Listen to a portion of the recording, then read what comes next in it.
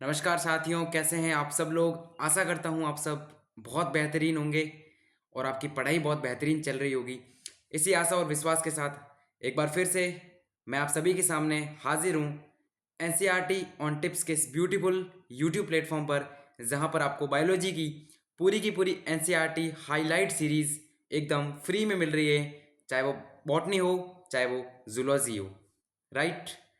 तो हम जो है वो चैप्टर कर रहे थे excretory product and their elimination, यानी कि उत्सर्जी पदार्थ एवं उनका निष्कासन। एक लेक्चर हमने बड़े ही क्वालिटी के साथ ख़त्म किया है। एक लेक्चर हमने बड़े ही क्वालिटी के साथ ख़त्म किया है और मैंने बताया आपको कि नीट के अंदर इस चैप्टर के नीट 2025 के अंदर अगर हम बात करें तो ऑन एन एवरेज 2 से 3 क्वेश्चन आपको इस अकेले चैप्टर से मिलने वाले हैं नीट 2025 के अंदर। राइट। उसके बाद हमने बात की थी जो आपके बेसिक चीज़ें थी, जैसे कि नाइट्रोजनी अपशिष्टों के बारे में हमने बात कर दी थी, जिसके अंदर अमोनिया को हमने क्वालिटी से संपन्न किया, यूरिया को हमने क्वालिटी से संपन्न किया और यूरिक एसिड को भी हमने क्वालिटी के साथ संपन्न किया था। और उसके बाद कुछ कुछ यहाँ पे जो हैं अंगों के नाम दिए गए थे, उत्सर्जी अंगों के बारे में बताया गया था। वो सारा हमने लास्ट क्लास में बड़े ही क्वालिटी के साथ अध्ययन किया है। अगर आपने लास्ट लेक्चर नहीं देखा है तो पहले जाइए उस लेक्चर को कंप्लीट करिए, उसके बाद इस क्लास को देखना स्टार्ट कीजिए। और आप अगर पहले से उसको कंप्लीट करे हुए हैं या पहले से आपका कंप्लीट है तो यहाँ से आप कंटिन्यू कर सकते हैं, जिसके अंदर हम शुरू करने जा रहे हैं मानव उत्सर्जन तंत्र। मानव उत्सर्जन तंत्र, ह्यूमन ह्यूमन एक्सक्रिएटरी सिस्टम। तैयार है क्या आप सब लोग? चलिए, तो सबसे पहले अपन एनसीईआरटी से ही समझेंगे। अगर हम मानव के उत्सर्जन तंत्र की बात करें तो मनुष्यों के अंदर उत्सर्जी तंत्र में क्या क्या चीजें आती हैं, कौन कौन से ऑर्गन आते हैं, ध्यान से गौर फरमाइएगा। सबसे पहले एक जोड़ी आपको वृक्क मिलेंगे। क्या मिलेंगे? एक जोड़ी वृक्क। यानी किसकी बात कर रहा है ये? किडनी की बात कर रहा है। किसकी बात कर रहा है दोस्त? किडनी की बात कर रहा है। क्या किडनी एक जोड़ी है? यस। एक जोड़ी का मतलब दो। एक जोड़ी मतलब संख्या में कितनी? दो। तो क्या किडनी संख्या में दो होती है? है ना? क्या किडनी संख्या में दो होती हैं? ये तो आप सभी को पता है। और दो को अपन बायोलॉजी में एक जोड़ी भी बोल सकते हैं, वन पेयर, है ना? दोनों एक जैसी है, दोनों के अंदर वही चीजें हैं, जो एक के अंदर है वो दूसरी के अंदर भी है सारी चीजें, तो एक जोड़ी बोल सकता हूं मैं। यस। तो किडनी एक जोड़ी होगी आपकी, या फिर संख्या में कितनी होगी? दो होगी। क्या मेरी बात समझ में आई? उसके बाद एक जोड़ी आपकी मूत्र नलिका होगी, क्योंकि एक किडनी से एक मूत्र नलिका निकल रही है तो दूसरी किडनी से भी एक और मूत्र नलिका निकल रही है, सेम टू सेम है, तो उसको भी मैंने क्या बोला? एक जोड़ी मूत्र नलिका। अभी इस चित्र पे आएंगे अपन। एक आपका मूत्राशय होगा और एक आपका मूत्र मार्ग होगा। अब आते हैं अपने चित्र के ऊपर और इसको समझने का प्रयास करते हैं। सबसे पहले चित्र की एक एक लाइन को समझेंगे। सबसे पहले इसने बताया वृक्क। क्या बताया? ये वृक्क है। ये आपकी क्या है? किडनी है। क्या है? मेरी बात समझ में आई? ये आपकी किडनी है। ये क्या है? आपकी किडनी है। यस। उसके बाद यहाँ पे अगर हम बात करें तो एक किडनी से अगर आप देखें, एक किडनी से यहाँ पे एक मूत्र वाहिनी निकल रही है, दूसरी किडनी से भी एक और मूत्र वाहिनी निकल रही है। क्या दो मूत्र वाहिनियां निकली? तो एक जोड़ी मूत्र वाहिनी हो गई कि नहीं होगी? ये मूत्र वाहिनियां कहाँ जा रही है? क्या इस मूत्राशय में जा रही है, जो कि एक थैलीनुमा आपको दिख रहा है? तो ये गई मूत्राशय में खुली, ये भी मूत्राशय में खुली। मूत्राशय खुल गया मूत्र मार्ग में। मूत्राशय खुल गया कहाँ पे गाइस? मूत्र मार्ग में, जो शीशन के माध्यम से। राइट। क्या मेरी बात समझ में आई? इतना क्लियर है क्या? अच्छा ठीक है। इतना अगर क्लियर है तो फिर से वापस आओ चित्र के ऊपर। और यहाँ पे कुछ चीजें हैं जो किडनी का पोस्टमार्टम है। देखो किडनी का क्या किया गया है, यहाँ पे थोड़ा सा पोस्टमार्टम करके समझाया गया है। कुछ चीजें यहाँ पे देखो, एक वल्कुट बताया गया है और एक मेड्यूला या मध्यांश बताया गया है, ये बहुत इंपॉर्टेंट है। एक पेल्विस बताया गया है। ये तो पचमाशिरा है ना? इस किडनी के ऊपर एक ग्रंथि होती है। इस किडनी के ऊपर क्या होती है? एक ग्रंथि होती है, जिसको अधिवृक्क ग्रंथि कहते हैं। क्या कहते हैं दोस्त? अधिवृक्क या एड्रीनल ग्लैंड कहते हैं। क्या कहते हैं इसको? अधिवृक्क ग्रंथि कहते हैं। स्टमक लगाएंगे, किडनी के ऊपर पाई जा रही है। यस। अब यहां से किडनी के बारे में थोड़ा डीप में जाएं। थोड़ा कहाँ जाएं? डीप में जाएं। तो मैं अभी आपको यहां से चित्र बना के समझा रहा हूं। चित्र बना के क्या कर रहा हूं? मैं आपको समझा रहा हूं। थोड़ा सा स्पेस चाहिए। अब देखो मेरी बात सुनो ध्यान से, मेरी बात ध्यान से सुनो। सबसे पहले अगर ये मेरी किडनी है और ये इसके ऊपर एक अधिवृक्क ग्रंथियां पाई जाती है। यस। अब अगर ये मेरी किडनी है तो किडनी के अंदर अगर हम देखें, किडनी के अंदर हम देखें तो दो प्रकार के भाग अपने को दिखाई देंगे। दो प्रकार के क्या होंगे? अपने को भाग दिखाई देंगे। एक आपका भाग होगा वल्कुट का भाग, एक क्या होगा, वल्कुट भाग होगा, और दूसरा होगा मेड्यूला वाला पार्ट, दूसरा मध्यांश वाला भाग होगा। ये आपका मेड्यूला है, ये आपका क्या है, मेड्यूला वाला भाग है। कैसा भाग है दोस्त, मिडल में है, मध्यांश भी बोल सकते हैं, मेड्यूला बोल सकते हैं। और ये आपका कॉर्टेक्स वाला भाग है या वल्कुट, इसको कॉर्टेक्स भी बोलते हैं, इसको कॉर्टेक्स भी बोलते हैं। यस, क्या मेरी बात समझ में आई? अब देखो मेड्यूला वाला जो भाग है, मेड्यूला वाला जो भाग है, मेड्यूला वाले भाग में क्या पाया जाएगा, पिरामिड पाए जाएंगे। क्या पाया जाएगा, वापस से सुनेंगे, ये जो मेड्यूला वाला भाग है। अब देखो ऐसा करते हैं, इसको एनसीईआरटी से समझ के थोड़ा सा पहले किडनी के बारे में बेसिक चीज़ें, उसके बाद ये चीज़ें आती तो मैं वहाँ समझा दूंगा, ठीक है, कोई दिक्कत नहीं। अब देखो ध्यान से देखना, मनुष्यों में उत्सर्जी तंत्र के अंतर्गत एक जोड़ी आपको वृक्क मिला, एक जोड़ी मिली आपको मूत्र नलिका, एक आपको मूत्राशय मिला, और एक ही आपको क्या मिला, मूत्र मार्ग। वृक्क यानी कि किडनी जो है सेम के बीज की आकृति के होते हैं। स्टामा करेंगे, स्टामा करेंगे, किडनी सेम का एक बीज आता है, सबको पता है सेम का बीज, सेम के अगर आपने नहीं देखा है तो आप गूगल कर लीजिएगा, आपको पता चल जाएगा, इस किडनी के शेप में दिखेगा, ऐसे बीन शेप है ना। यस, तो वृक्क जो है सेम के बीज के आकार के होते हैं और गहरे भूरे लाल रंग के होते हैं। कैसे, गहरे भूरे लाल रंग के होते हैं। किस कलर के होते हैं, गहरे भूरे लाल रंग के होते हैं। और ये पाए कहाँ जाएंगे, अगर हम शरीर के अंदर इसकी स्थिति देखें, वेरी वेरी इंपॉर्टेंट है, स्टार मार्क करेंगे, नीट 2025 के अंदर पूछा जा सकता है। क्या चीज, ये आपके पाए जाएंगे, ये किडनी आपकी पाई जाएगी अंतिम वक्षीय और तीसरी कटी कशेरुका के समीप उदर गुहा में आंतरिक पृष्ठ सतह पर स्थित होते हैं।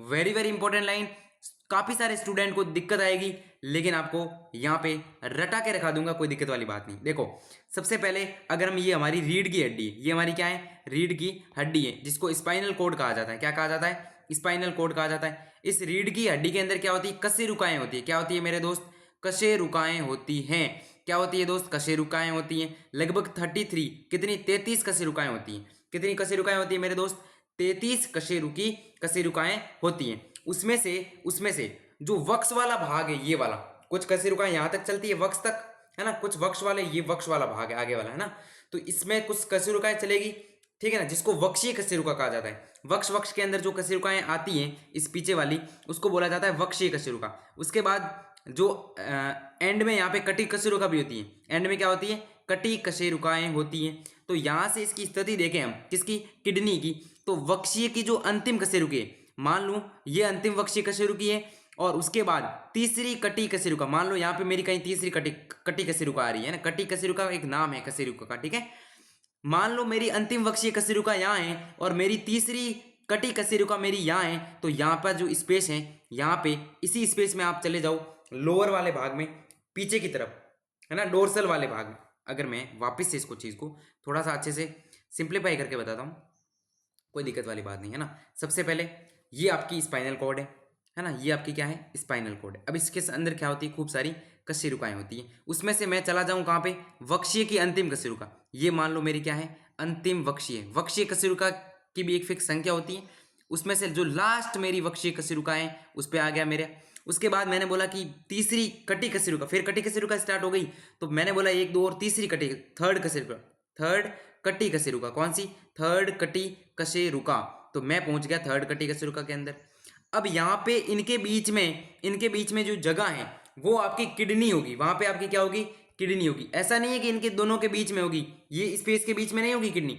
वापस समझो, आप इमेजिन करो कि ये आपकी रीढ़ की हड्डी, पीछे हाथ रखोगे, रीढ़ की हड्डी के अंदर थोड़ा सा आगे ले लो, वक्ष के बाद में अंतिम वक्षीय पे हाथ रख लो, है ना। उसके बाद जो लास्ट तीसरी जो कटी कशेरुका है, उसके समीप जो आपका स्पेस बन रहा है, उस स्पेस के अंदर, उसी स्पेस के लेफ्ट राइट में, उसी स्पेस के लेफ्ट और राइट के अंदर, है ना, वहां पे आपकी किडनी स्थित होगी। और डोर्सल वाले भाग में, मतलब पीछे वाले भाग के लगभग होगी, आंतरिक। देखो एनसीईआरटी क्या कहती है, अंतिम वक्षीय तीसरी कटी कशेरुका के समीप उदर गुहा में, कहां पे, उदर गुहा है, ये वाली उदर गुहा है। इस उदर गुहा में आंतरिक पृष्ठ सतह, इंपॉर्टेंट, और स्टार मार्क करेंगे, पृष्ठ सतह को इंग्लिश के अंदर बोलते हैं डोर्सल। क्या बोलते हैं, डोर्सल सतह। क्या है, डोर्सल सतह है। ये कौन सी सतह है, डोर्सल सतह है। डोर्सल मतलब पीछे, रीढ़ की हड्डी हमारा डोर्सल वाला भाग है, रीढ़ की हड्डी, और ये जो पीठ वाला भाग है वो कौन सा भाग है अपना, डोर्सल भाग है। तो किडनी डोर्सल भाग में स्थित होती है ना, उदर गुहा है, इस उदर गुहा के डोर्सल वाले भाग में, साइडों में। अपन किडनी की लोकेशन तो सबको पता है, घरों में बोलते भी होंगे, है ना, किडनी यहाँ है ना, चीज ये चीज है। तो ये उदर गुहा है आपकी, तो उदर गुहा के पास में डोर्सल वाले, हल्का सा पीछे डोर्सल वाले भाग के अंदर आपकी किडनी होगी। कौन कौन से? अंतिम वक्षीय कशेरुकी और तीसरी कटी कशेरुका के समीप वाला जो पोर्शन है वो किडनी का है। यस, क्या मेरी बात समझ में आई? थोड़ा सा डिफिकल्ट था समझने में, लेकिन आशा करता हूं आपने रट के रख लिया, समझ के रख लिया, राइट। अब देखो, वयस्क मनुष्य के प्रत्येक वृक्क की लंबाई, अगर मैं एक वयस्क मनुष्य की बात करूं तो उसकी किडनी की जो लेंथ है वो 10 से 12 होगी, विड्थ यानी चौड़ाई है 5 से 7 सेंटीमीटर होगी, और आपकी मोटाई होगी 2 से 3 सेंटीमीटर। कैसे याद रखना है? गिनती लिख दो, 2 3 4 को छोड़ दो, 5 6 और 7 हो गया, फिर हो गया 8 को छोड़ दो, 9 को छोड़ दो, 10 और 11 12। अगर ऐसा याद नहीं रहे तो भी कोई दिक्कत नहीं है, तो नॉर्मल से ये गणित है, इसमें कुछ है ही नहीं। 2 से 3 आपकी मोटाई, क्योंकि मोटाई तो यहाँ पे दिख नहीं रही ना, मोटाई इतनी तो नहीं दिख रही, तो मोटाई आपकी सबसे कम होगी, 2 से 3 होगी। चौड़ाई देख सकते हो आप, 5 से 7 सेंटीमीटर चौड़ाई है। लंबाई जब आप देखोगे, लेंथ जब आप देखोगे थोड़ी ज्यादा है, यानी कि 10 से 12 सेंटीमीटर। याद रहेगा क्या दोस्त? 10 से 12 सेंटीमीटर आपकी लंबाई है, 5 से 7 सेंटीमीटर आपकी चौड़ाई है, और 2 से 3 सेंटीमीटर आपकी मोटाई है। Very very important. किडनी का वजन जो होता है वो लगभग 120 से 170, 120 से 170 ग्राम के बीच में आपका किडनी का वजन होगा। यस, क्या मेरी बात समझ में आई? यस। अब देखो, जैसे जैसे लाइन बोलता है वैसे वैसे समझते जाते हैं। वृक्क के केंद्रीय भाग की भीतरी अवतल सतह के मध्य एक खांच होती है जिसे हाइलम कहा जाता है। अब देखो, मेरी बात ध्यान से सुनो। यहाँ पे हाइलम के बारे में नहीं लिखा हुआ, कोई दिक्कत नहीं, अपन समझाते हैं अभी इसको। मान लो हम्म, ऐसा करते हैं, यहाँ पे बना के देख ले। ये मेरी किडनी है, एक सेकेंड, ये मेरी क्या है? किडनी है। ये मेरी क्या है? वापस से देखेंगे, ये मेरी क्या है? किडनी। ये मेरी क्या है? किडनी। अब देखो, मेरी बात ध्यान से सुनना, मेरी बात ध्यान से सुनना। जैसे ही मैं इस किडनी के केंद्रीय भाग में जाता हूँ, केंद्रीय भाग मतलब इसके अंदर वाला भाग, केंद्रीय भाग मतलब इसके अंदर वाला भाग। अब इसके अंदर वाले भाग में, इसके अंदर वाले भाग में अगर हम बात करें तो ये तो सतह कौन सी है? उत्तल सतह है। ये तो सतह कौन सी है आपकी? उत्तल सतह है। क्या आपको ये उत्तल नजर आ रही है? क्या ये उत्तल सतह नजर आ रही? बाहर से देखो, ये उत्तल लेंस की तरह है कि नहीं? उत्तल दर्पण की तरह। लेकिन क्या ये आंतरिक में देखें तो क्या मेरी ये अवतल टाइप नहीं दिख रही क्या अंदर? ये देखो ऐसे, ये देखो ऐसे, अवतल नहीं दिख रही क्या? तो ये मेरी क्या है? अवतल सतह है। ये मेरी क्या है? अवतल सतह है। कौन सी सतह है मेरी? कॉनकेव या अवतल सतह। अवतल सतह को एक और नाम दिया गया कॉनकेव, इंग्लिश के अंदर बोला जाता है इसको कॉनकेव। क्या मेरी बात समझ में आई? अब यहाँ पे जो अवतल सतह है, इसके मिड में, अवतल सतह के मिड में, तो क्या इसका मिड ये है? इसका मिड ये है। यहाँ पे एक खांच होती है, यहाँ पे एक खांच होती है, गड्ढा होता है, उस गड्ढे को कहा जाता है हाइलम। क्या कहा जाता है? हाइलम कहा जाता है। क्या मेरी बात समझ में आई? क्या मेरी बात समझ में आई?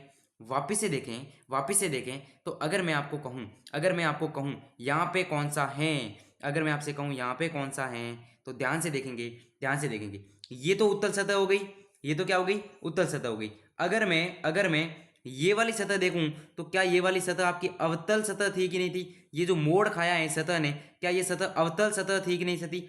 वापिस से दूसरे पेन से देखेंगे, क्या इसने जो मोड़ खाया है, क्या वो अवतल सतह थी? क्या ये जो जहां मोड़ खाया है क्या वो मिड है? क्या ये अवतल सतह का जो मैंने गोला बनाया, क्या वो कॉनकेव सतह या अवतल सतह का मिड था? मिड था कि नहीं था? अब मिड के अंदर गड्ढा है, मिड के अंदर खांच है, तो क्या ये खांच नजर आ रही है आपको? क्या ये खांच नजर आ रही है आपको? क्या ये खांच नजर आ रही है आपको? और इसी खांच को बोला जाता है हाइलम। इसी खांच को क्या बोला जाता है मेरे दोस्त? हाइलम बोला जाता है। हाइलम बोला जाता है। अब इस हाइलम के क्या यूज है, आइए समझते हैं। इस हाइलम से होकर के मूत्र नलिका आपके अंदर आई। देखो, जो आपकी मूत्र नलिका है वो कहां से आई? इस हाइलम से इस किडनी के अंदर प्रवेश करी। रक्त वाहिनियां हैं कोई, धमनी सीरा, वो भी इसके अंदर से हाइलम से होकर गुजरेगी। कुछ तंत्रिकाएं अंदर आ रही हैं तो वो भी हाइलम के माध्यम से किडनी के अंदर प्रवेश करेगी। क्या मेरी बात समझ में आई? तो इस हाइलम के क्या क्या कार्य हो गए? एक तो मूत्र नलिका इससे होकर आएगी, है ना, या इससे होकर, देखो मूत्र नलिका या मूत्र वाहिनी से होकर आ रही जा रही, जो भी आना जाना प्रवेश वही चीज है ना।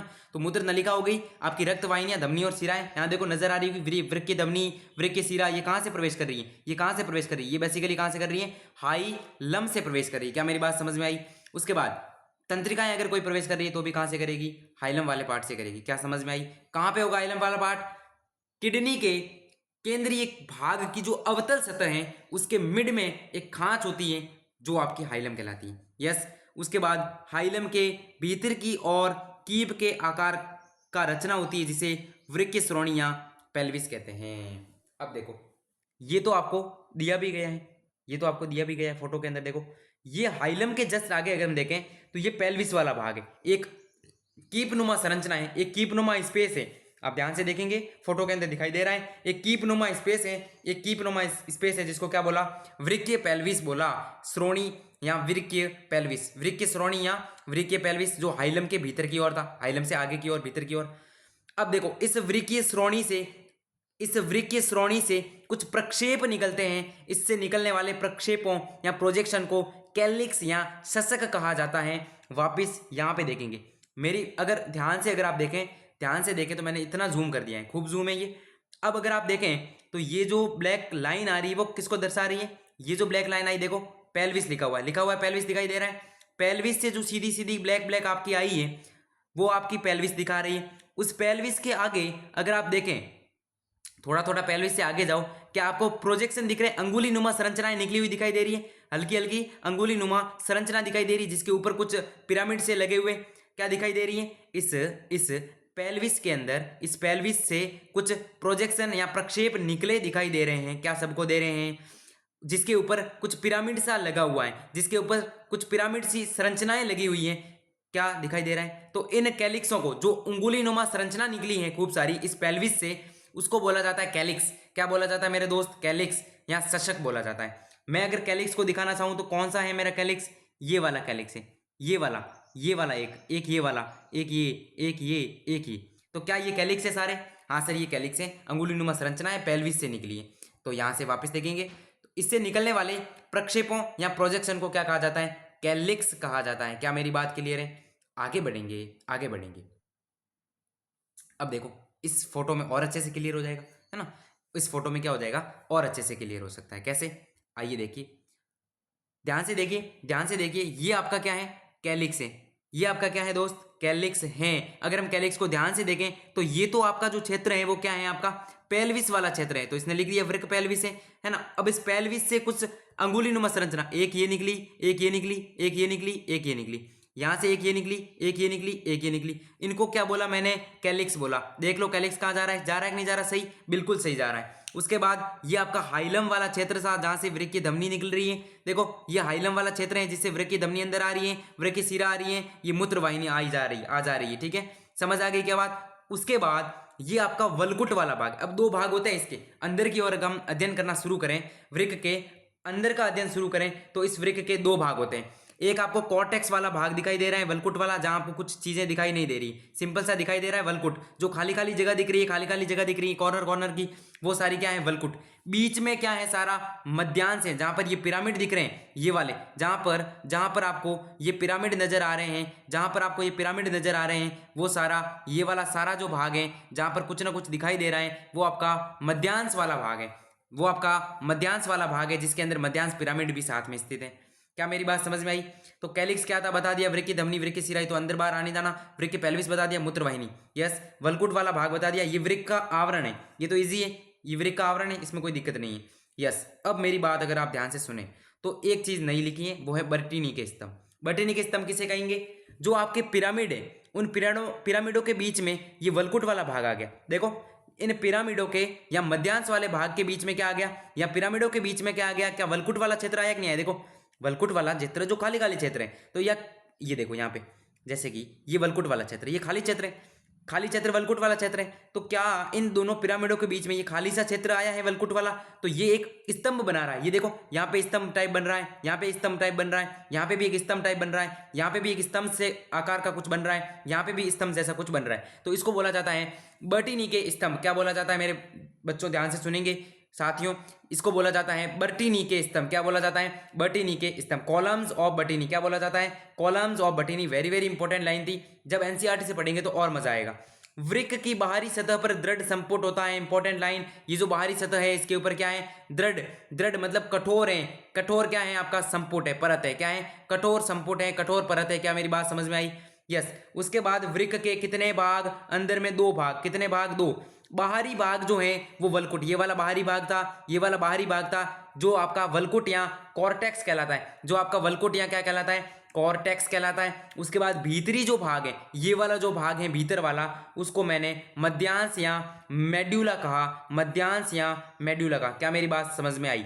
मध्यांश कुछ शंक्वाकार पिरामिड, ये देखो, ये देखो, ये देखो, ये देखो, ये देखो, ये देखो और ये देखो, तो ये मध्यांश में स्थित है, ये मध्यांश में स्थित है। तो मध्यांश जो है वो कुछ शंक्वाकार, याद रखेंगे, शंक्वाकार पिरामिड जो है, क्या ये पिरामिड जैसा है, जिसको मध्यांश पिरामिड कहा जाता है, उसके अंदर बटा हुआ है। क्या मध्यांश पिरामिड मध्यांश का भाग हो गया, जो कि कहाँ फैले हुए हैं, छज्जकों के अंदर। अगर मैं ध्यान से देखूं तो जो मैंने कैलिक्स बताया था, जो मैंने कैलिक्स बताया था, पेल्विस से जो आपके प्रक्षेप निकल रहे थे, जिसको मैंने कैलिक्स बोला था, क्या इस कैलिक्स से ही तो पिरामिड जुड़े हुए, इस कैलिक्स से ही तो पिरामिड खड़े हैं, इस कैलिक्स पर ही तो खड़े हैं, इस कैलिक्स पर ही तो खड़े हैं। तो इसका मतलब जो पिरामिड हैं वो छज्जकों में फैले हैं या कैलिक्स के अंदर फैले। क्या मेरी बात समझ में आई? उसके बाद सबसे जो इंपॉर्टेंट लाइन इस चैप्टर की वो ये है कि वलकुट मध्यांश पिरामिड के बीच में फैलकर वृक्क स्तंभ बनाते हैं। वलकुट वाला जो भाग है, वलकुट वाला जो भाग है, इस वलकुट के जस्ट आगे एक ऐसे टिक कर देना, जिसको डॉट लिखते हो आप, ताकि अच्छे से समझ में आए, है ना। तो ये जो वलकुट वाला भाग है, ये मध्यांश पिरामिडों के बीच में जब आएगा, ये मध्यांश पिरामिड है दो, इसके बीच में ये वलकुट वाला भाग आया, ये दो मध्यांश पिरामिड है, इसके बीच में ये वलकुट वाला भाग आया, ये दो मध्यांश पिरामिड, इसके बीच में वलकुट वाला भाग आया, ये दो मध्यांश पिरामिड, इनके बीच में वलकुट वाला भाग आया। तो ये फैल करके क्या बना देगा, वृक्क स्तंभ बनाएगा, और जिसको बर्टीनी के स्तंभ कहते हैं, कॉलम्स ऑफ बटेनी कहा जाता है, कॉलम्स ऑफ बटेनी कहा जाता है। इंपॉर्टेंट है, बताया भी, याद भी हुआ, बताया भी और याद भी हुआ। क्या अब कोई किडनी की संरचना के अंदर दिक्कत है क्या? बिल्कुल नहीं। नीट का जो भी सवाल था वो बन गया, नीट का जो भी सवाल था वो बन गया, कोई दिक्कत वाली बात नहीं है। अब देखो, अब देखो, ध्यान से सुनो, है ना। अब जो है प्रत्येक वृक्क जो है आपका, प्रत्येक किडनी जो है उसके अंदर हम बात करें तो लगभग 10 लाख, कितने, 1 मिलियन, 1 मिलियन या मैं कहूं 10 लाख, एक ही चीज है, 1 मिलियन या मैं कहूं 10 लाख जटिल नलिकाकार संरचना पाई जाती हैं। 10 लाख जटिल कॉम्प्लेक्स नलिकाकार संरचनाएं पाई जाएगी, जिसको नेफ्रॉन कहा जाएगा, जिसको नेफ्रॉन या वृक्काणु कहा जाएगा, नेफ्रॉन या वृक्काणु कहा जाएगा। और ये जो है नेफ्रॉन, वो किडनी की क्रियात्मक इकाई है, किडनी की क्रियात्मक इकाई है नेफ्रॉन। स्टार मार्क करेंगे, स्टार मार्क करेंगे। किडनी की संरचनात्मक और क्रियात्मक इकाई कौन है मेरे दोस्त? वो है आपका नेफ्रॉन, वो है आपका नेफ्रॉन या फिर वृक्काणु। क्या मेरी बात क्लियर है? बताओ यस और नो। अगर क्लियर है तो कमेंट में आग लगा दीजिएगा, अगर क्लियर है तो कमेंट सेक्शन में आग लगा दीजिएगा। ठीक है सर। अब सर नेफ्रॉन यहाँ पे स्थित कहाँ होते हैं सर? इस फोटो के अंदर हम देखें तो नेफ्रॉन कहाँ होंगे? बताओ सर, हमें तो दिखाई नहीं दे रहे। तो यहाँ पे जो नेफ्रॉन है, यहाँ पे जो नेफ्रॉन है, अब बेसिकली एक किडनी का दे रखा ही, अब इस एक किडनी के अंदर कितने नेफ्रॉन होंगे? 10 लाख लिखा हुआ है साफ साफ। प्रत्येक वृक्क के अंदर 10 लाख जटिल नलिकाकार संरचना, यानी कि 1 मिलियन यहाँ पे इस इतनी के अंदर क्या होगा, 1 मिलियन आपके क्या है, नेफ्रॉन है, या 10 लाख आपके नेफ्रॉन है। अब वो ऐसा तो है नहीं कि अलग अलग एक एक नेफ्रॉन होगा, सारे उलझे हुए रहेंगे आपस में, सारे क्या होंगे, आपस में उलझे हुए से रहेंगे। अब देखो यहाँ पे भी अगर हम लोकेशन की बात करें तो जो आपका नेफ्रॉन है ना, जो वृक्काणु है, वो आपका कुछ एक भाग वलकुट में भी होगा, कुछ भाग आपका पिरामिड में रहेगा। अब सीन कैसे होता है पूरा देखना। ये मान लो मैं एक नेफ्रॉन बना रहा हूँ, वो कैसे यूज होगा, कैसे वर्क होगा। देखो ये नेफ्रॉन कुछ इस प्रकार से होगा, ठीक है, कुछ इस प्रकार से होगा, ऐसे करके कुछ ऐसे है ना, ये ऐसे करके सभी के अंदर ऐसे ऐसे खूब, ये एक नहीं है खूब सारे हैं, ऐसे खूब सारे होंगे, ऐसे खूब सारे होंगे। अब करेंगे क्या, मैं इस एक से समझा रहा हूँ, है ना, करेंगे क्या, मैं इस एक से समझा रहा हूँ। देखो सबसे पहले क्या हुआ, सबसे पहले क्या हुआ, शरीर के अंदर हमने खाना खाया, शरीर के अंदर हमने क्या किया, खाना खाया। जैसे ही हमने खाना खाया, पाचन वगैरह हुआ, चीज़ें बनी, हानिकारक चीज़ें भी बनी, यूरिया वगैरह बना, अमोनिया वगैरह बना। अब अमोनिया भी बनता है तो हमने बता दिया था कि हमारा जो लीवर है वो उसको यूरिया में बदल देता है। अब अपने इस किडनी के पास आया वो यूरिया वाला खून, किडनी के पास ब्लड आया जिसके अंदर यूरिया है, किडनी के पास ब्लड आया जिसके अंदर क्या है, यूरिया। तो वो ब्लड मान लो यहाँ से वो ब्लड आया, धमनी या सीरा जो भी है ना, यहाँ से वो ब्लड इस किडनी के अंदर आया। यस। अब जब किडनी के अंदर वो ब्लड आएगा, किडनी के अंदर जब वो ब्लड आया, तो वो ब्लड इसके अंदर आया, आया, आया। क्या ये किडनी के अंदर आया? किडनी के अंदर आते ही क्या करेगा, कोई ना कोई रक्त वाहिनी होगी, वो उसको इस नेफ्रॉन से अंदर डालेगी यहाँ पे। कोई ना कोई रक्त वाहिनी होगी जो ब्लड लेके आई है, वो इस नेफ्रॉन के इस वाले भाग में डाल दिया उस ब्लड को। इस नेफ्रॉन वाले ब्लड में से भी यहाँ पे जो भाग है, जो आपका नेफ्रॉन है, वो इस ब्लड को सारा सारा नहीं लेगा, कुछ एक भाग इसका ब्लड का लेगा अपने अंदर, और अपने अंदर लेके फिल्टर विल्टर करके जो भी इसके सीन है, क्रियाविधि है, वो आगे पढ़ेंगे, वो क्रियाविधि करके इसको वापस दे देता है यहाँ पे। यहाँ से फिर वो चला जाता है मूत्र वाहिनी के अंदर, और मूत्र वाहिनी उसको निकाल देती है मूत्रा से और मूत्र मार्ग की सहायता से बाहर। ब्लड आया शरीर से, ब्लड आके शरीर से गया नेफ्रॉन के अंदर, किडनी में ब्लड आया किडनी में, किडनी से कहाँ गया नेफ्रॉन में। नेफ्रॉन ने प्रोसेस स्टार्ट की, क्योंकि क्रियात्मक और संरचनात्मक इकाई नेफ्रॉन है किडनी की, यही सारा काम करेगा, मूत्र निर्माण वगैरह सारा यही करेगा। तो ये जो ब्लड आया उसमें से कुछ एक ब्लड इसने सान के लिया नेफ्रॉन ने, अपनी क्रियाविधि की, और फिर लास्ट में जो भी हुआ वो उसको डाल दिया इसके अंदर वापस, और वो चला गया मूत्र वाहिनी के माध्यम से मूत्राशय में, फिर मूत्र मार्ग में, और फिर बाहर इसका उत्सर्जन हो गया। प्रोसेस तो ये है सर, संरचना तो ये है, काम तो ये होगा। अब होगा कैसे वो डीप में है, आउटलाइन तो ये है कि ऐसे काम होगा, नक्शा तो ये है सर, ऐसे आएगा और ऐसे जाएगा ब्लड। अब दिक्कत है कि कैसे आएगा, क्या प्रोसेस होगा, वो इंपॉर्टेंट है। क्या प्रोसेस होगा वो क्या है, इंपॉर्टेंट है, और उसी के बारे में चर्चा करनी है। ठीक है, ठीक है। अब अपन प्रोसेस की ओर आगे बढ़ते हैं।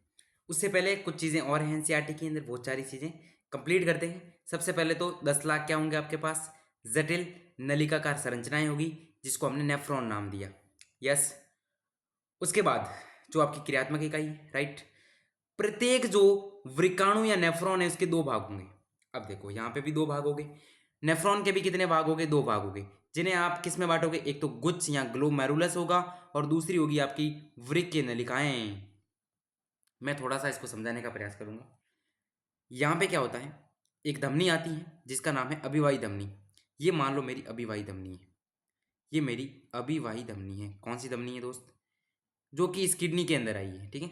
अभिवाही धमनी आई मेरी, क्या आई, अभिवाही धमनी मेरी किडनी के अंदर आई, और वो यहाँ पे आके आके क्या हो गई, यहाँ पे आते आते उसने क्या बना दिया, कैपिलरीज का गुच्छा बना दिया, केशिकाओं का गुच्छा बना दिया। क्या बना दिया, केशिकाओं का एक जाल बना दिया। किसका जाल बनाया मेरे दोस्त, किसका जाल बनाया, केशिकाओं का। केशिका क्या होती है दोस्त, धमनी सीरा जिस प्रकार की नलिकाएं हैं उस प्रकार एक और नलिका होती है जो छोटी होती है, पतली होती है, उसको बोला जाता है केशिका। क्या बोला जाता है मेरे दोस्त, केशिका बोला जाता है। तो अभिवाही धमनी आई, अभिवाही धमनी आई, और वो केशिकाओं के अंदर बट गई, और वापिस जो है इससे चली गई अपवाही धमनी। कौन सी धमनी, वापिस हो गई अपवाही धमनी। कौन सी धमनी मेरे दोस्त, अपवाही धमनी। ठीक है, अब मेरी बात ध्यान से सुनो। यहाँ पे अभिवाही धमनी आई, एक केशिकाओं का गुच्छा बनाया, और अपवाही धमनी बन के चली गई, राइट। क्या इसमें कोई दिक्कत, ये जो गुच्छा है, इस गुच्छे को, ये जो केशिकाओं का गुच्छा है, इसको बोला जाता है ग्लोमेरुलस। क्या बोला जाता है मेरे दोस्त, ग्लोमेरुलस। क्या बोला जाता है मेरे दोस्त, ग्लोमेरुलस। और अभिवाही धमनिका को इंग्लिश के अंदर बोला जाता है एफरेंट आर्ट्रियोल। क्या बोला जाता है, एफरेंट आर्ट्रियोल। और अपवाही धमनिका को बोला जाता है इफरेंट आर्ट्रियोल। अगर आपको हिंदी में याद नहीं रहे तो अगर आप यहां से शुरू कर रहे हैं, है ना, तो पहले आपका ए आता है, पहले ए आता है वर्णमाला के अंदर, ABCD के अंदर पहले कौन आता है, ए, और ई कहाँ आता है, बाद में आता है। ऑप्शन में पता चल जाएगा ए और ई का। तो ए पहले आता है तो पहले अभिवाही धमनी आएगी या एफरेंट आर्ट्रियोल आएगी, ई बाद में आता है तो बाद में जाएगी कौन, इफरेंट आर्ट्रियोल जाएगी। ऐसे याद रख सकते हैं, यस, कोई दिक्कत नहीं। अब देखो, इसने केशिकाओं का गुच्छा तो बना दिया, इसने केशिकाओं का गुच्छा बना दिया जिसको मैंने ग्लोमेरुलस बोला। उसके बाद ग्लोमेरुलस से जस्ट आपका नीचे यहाँ से स्टार्ट हो जाती हैं वृक्क की नलिकाएं। हमने वृक्क के दो भाग देखे, हमने वृक्क के नहीं, नेफ्रॉन के, है ना, हमने नेफ्रॉन का दो भाग पढ़े। यहाँ पे जस्ट लिखा हुआ है एक प्रत्येक वृक्काणु के दो भाग होते हैं, एनसीईआरटी में ध्यान देंगे, जिन्हें गुच्छ और वृक्क की नलिकाओं में बांटा गया। चलो गुच्छ तो हमको पता चल गया, गुच्छ को हमने ग्लोमेरुलस बोला है, गुच्छ को हमने क्या बोला है, ग्लोमेरुलस बोला है। फिर यहाँ से नलिकाएं स्टार्ट होगी इसकी, यहाँ से इसकी क्या होगी, नलिकाएं स्टार्ट होगी, और वो नलिकाएं कुछ इस प्रकार चलेगी, वो नलिकाएं कुछ इस प्रकार से चलेगी, कुछ इस प्रकार से चलेगी, है ना, कुछ इस प्रकार से चलेगी। ये कुछ इस प्रकार से उसकी नलिकाएं चलती हैं, जिसमें अगर हम बात करें तो ये वाला जो भाग है, ये वाला स्टार्टिंग वाला जो भाग है, इसको बोला जाता है बोमेन संपुट। क्या बोला जाता है, बोमेन कैप्सूल या बोमेन संपुट बोला जाता है, या बोमेन कैप्सूल बोला जाता है। ये वाला जो भाग है ये है हमारी PCT, जिसको समीपस्थ कुंडलित नलिका या समीपस्थ संवलित नलिका कहा जाता है। ये जो यू आकार की संरचना है इसको बोला जाता है हेनले का लूप। क्या बोला जाता है? हेनले का लूप बोला जाता है। उसके बाद आगे ये जो संरचना है इसको डीसीटी बोलेंगे, डीसीटी या दूरस्थ संवलित या दूरस्थ कुंडलित नलिका। उसके बाद एक संग्राहक नलिका आती है जो अपन डिटेल में जब पूरा संरचना पढ़ेंगे तब बताएंगे। अब तो मैंने नॉर्मल बताया कि अभिवाही धमनिका आई, अभिवाही धमनिका आई, केशिकाओं के गुच्छे में बट गई जिसको ग्लोमेरुलस बोला, फिर अपवाही धमनिका बन के वापिस चली गई। सही है क्या?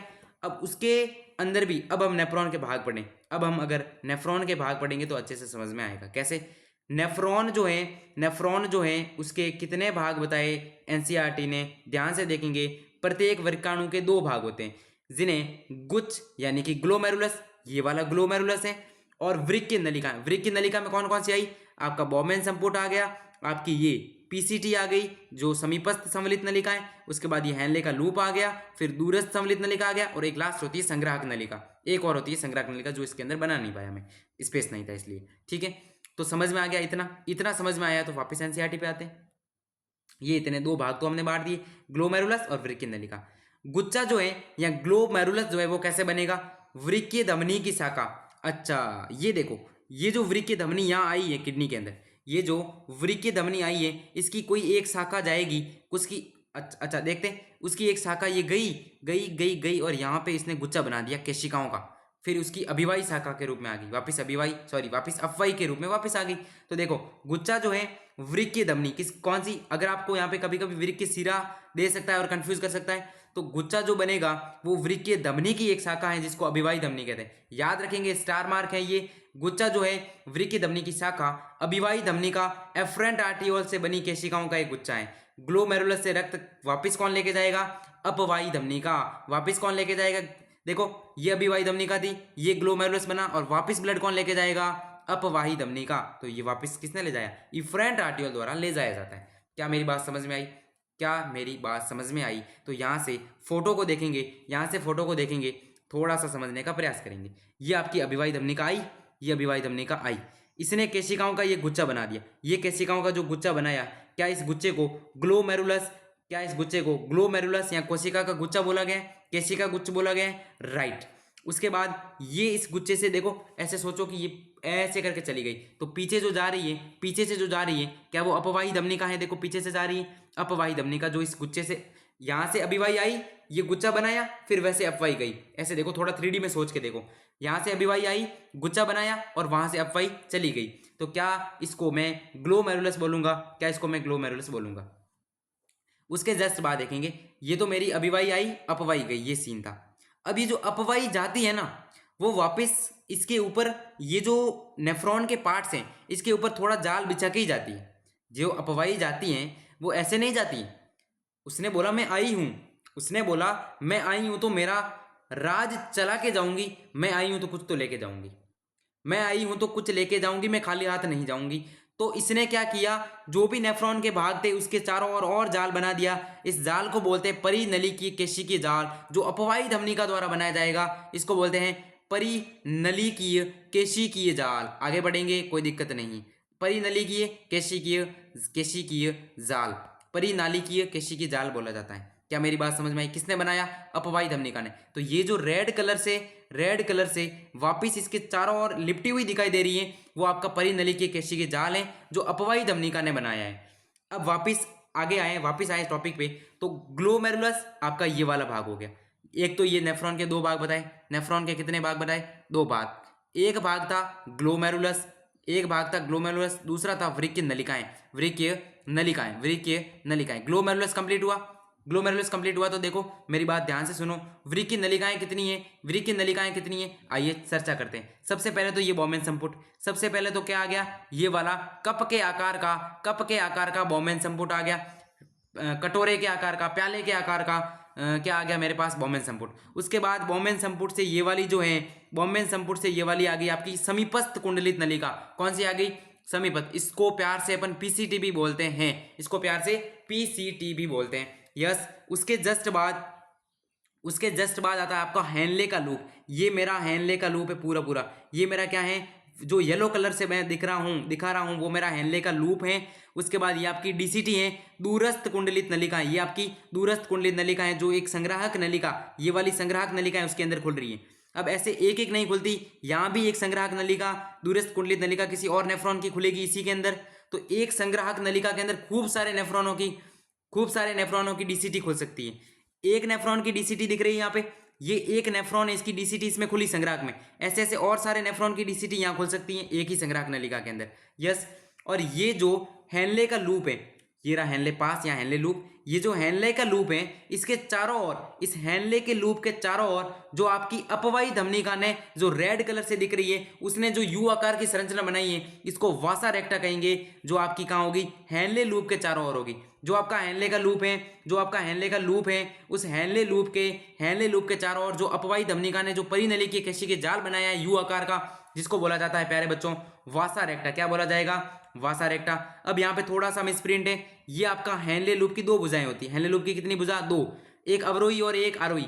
ये आरोही नहीं है, ये अवरोही भुजा है। ये कौन सी भुजा है, अवरोही भुजा है, मिसप्रिंट है। और ये आपकी क्या है, ये आपकी क्या है, दूसरी वाली इधर वाली आरोही भुजा है। मेरे ख्याल से मिसप्रिंट है और कंप्लीट बिल्कुल मिसप्रिंट है, सही कर लेना। ये आपकी अवरोही भुजा है और ये आपकी आरोही भुजा है जो ऊपर चढ़ रही है। नीचे जो आ रही है वो अवरोही भुजा है, ऊपर जो चढ़ रही है वो क्या है, आरोही भुजा।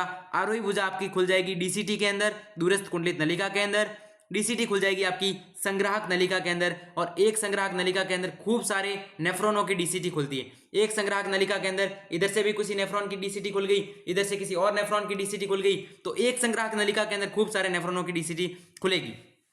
क्या फोटो से जो चीजें बताई वो क्लियर है? एक बार फिर से देखो, अभिवाही धमनिका आई, गुच्छा बनाया, अपवाही धमनिका गई, जिसने वापस जाल बनाया, जो हेनले के लूप के चारों ओर यू आकार का जाल है, जिसको वासा रेक्टा कहेंगे। ये मेरा हेनले का लूप है, तो ये इसकी आरोही नहीं अवरोही भुजा है, ये इसकी अवरोही नहीं आरोही भुजा है। उल्टा कर देना, समझ आ जाएगा। हेनले का लूप है ये वाला, उसके बाद कौन सा गया, डीसीटी। वो डीसीटी किसमें खुली, संग्राहक नलिका में। और ये क्या था आपका, प्याले के आकार का बॉम्बेन संपुट। बॉम्बेन संपुट से कौन सी शुरू हुई थी, समीपस्थ नलिका या पीसीटी।